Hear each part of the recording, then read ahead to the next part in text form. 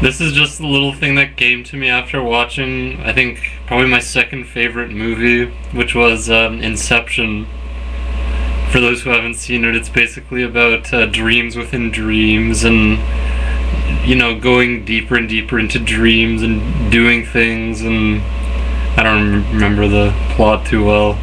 I just remember it was really profound in terms of, talking about awakening. It was, it had a really good parallel with that. It was a very profound sort of insight.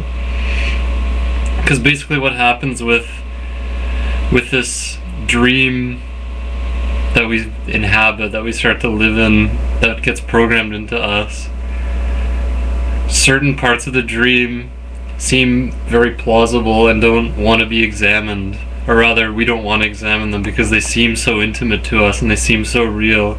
And it seems ridiculous to examine certain beliefs patterns or to let go of certain thoughts or something, or certain ways of perceiving the world, because they just seem so much like me. They seem so intimate with myself.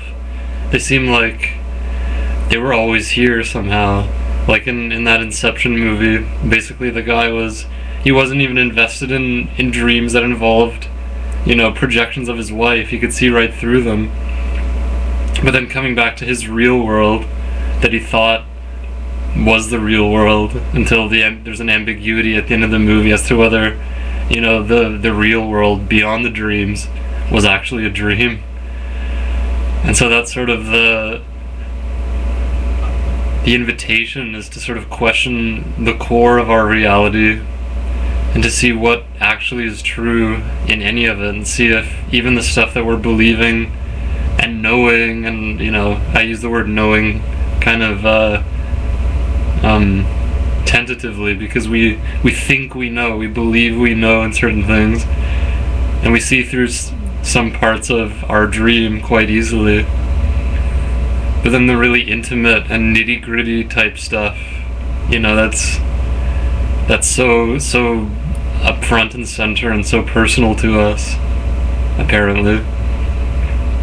It's like we hesitate to question that. We hesitate to really take a deep look and see if that's actually real or if that's just another dream. And this is all a metaphor, so it's really hard to actually describe what it is. It's basically just, it's letting go into being. That's sort of that's the way through the dream, in a sense. That's the way to see through the dream, is to just let go into the reality that is permanent and permeates everything. So it's permanently real, despite how many levels and complications and layers of dreams seem to be running. There's a level that's beyond. It's not even a level, it's just beyond levels. It's the substratum of reality itself, which simply is what it is. It is present. It is presence. And it is the presence of love, you could say. But, we could say the word love all day long and not feel it. We could talk about the absolute reality and how it strips away all the illusions, and it burns through the dream, and it wakes us out of our nightmarish existence, or our pleasant dream, which can turn into a nightmarish existence, and vice versa. So it's just a matter of being, really. Because in the Inception movie, people were very invested in doing things in their dream, whether it's the known dream, the dream that they knew was a dream, or if it's the real world that turns out to be a dream upon closer examination. There's always an investment in it. There's always a sense that it has to go a certain way, because, well, why? Why would I want a dream to go a certain way? Because I must take it to be real. The only reason I would want anything out of a dream is the idea that I'm in it, is that I'm a part of it. I'm fused in it. I'm really caught up in it, and I think it's real. It's about me. It's really happening to me. And all of these sort of ideas that seem like lived realities. They don't seem like ideas that I have. They seem like who I am. And the only way to really know who we are is to be who we are. And how can we miss that? I mean, how can we miss being who we are? The only way we miss it is because we get distracted by our dream, and our dream within the dream, within the dream, within the dream. And that's how we can get lost for so long. Like in that movie, people got lost, for years, because you go deeper and deeper into it, and time just seems... Time, there you go. Time is created within the dream, and then it seems to take on more real proportions the deeper you go into the dream. Time seems to become more and more of a relevant factor, because the investment is stronger, and there's less of an ability to be in touch with the actual reality. In a way, because we like it. We choose to really get caught up in this way. And by the same token, we have a choice in terms of dropping the obsession with it, dropping the distraction, and simply being as we are, whether or not there's thoughts going and a pull to go back to sleep, to go back into the dream. We have a choice to say, you know what, I think it's time I wake up.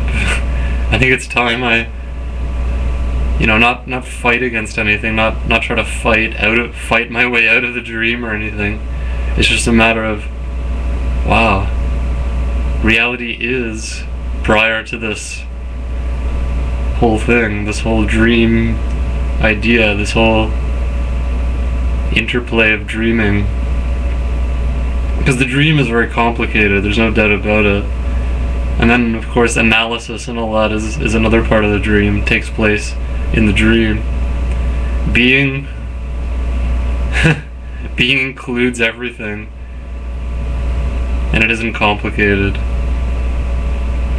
Like right now, if I take a moment just to be,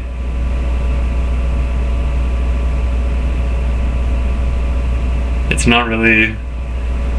You can't really say anything about it, but there's a sense of an unconditional embrace, sort of this very subtle but very alive, loving presence that just allows what is. And it's all been said before, and basically the dream is the belief in the lack of that love. The dream is the notion that love could be lacking in some way. That what I am is lacking love, or is without the truth. What I am is a separated, sort of lacking and fearing entity that is looking for the truth, that is looking to wake up, or that is looking to make its dream better. And for those of us who are looking to wake up, we certainly can't do that from within the dream. So it's the invitation to simply be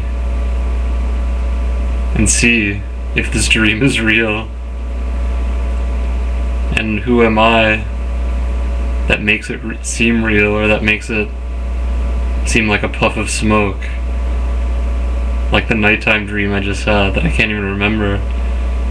That's what our lives are like, moment to moment. But anyway, this is just another little spiel. This time at least I included sound, so I'm learning. Anyway, if you want to keep dreaming, enjoy the dream. And if you're tired of dreaming, then know that what you are simply is awake, and that the infinite embrace of the One will call you into itself, the true reality, the home that we cannot leave. Thank you.